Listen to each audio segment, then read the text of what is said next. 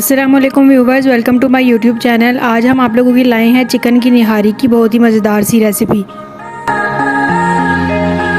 सबसे पहले हमने पैन में ऑयल शामिल किया है 3 बड़े खाने के चम्मच और उसमें प्याज शामिल कर दिए हैं 3 अदद, जिनको हमने लंबाई में काट लिया था। अब इनको गोल्डन फ्राई कर लेंगे।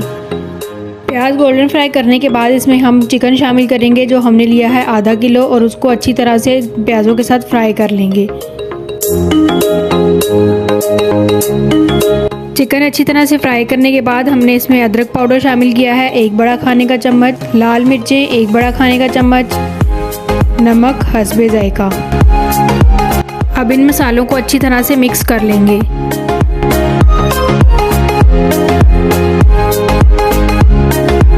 मसालों को मिक्स करने के बाद हम इसमें घर का बना हुआ निहारी मसाला शामिल करेंगे 2 बड़े खाने के चम्मच, और उसको अच्छी तरह से मिक्स कर लेंगे।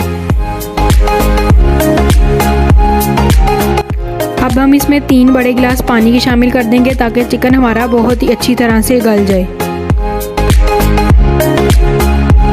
चिकन हमारा अच्छी तरह से गल चुका है। अब निहारी को घना करने के लिए हम इसमें आटे की लवी शामिल करेंगे, जिसको हमने तैयार करने के लिए 5 चम्मच आटा शामिल किया था और उसमें हमने थोड़ा सा पानी शामिल कर दिया था।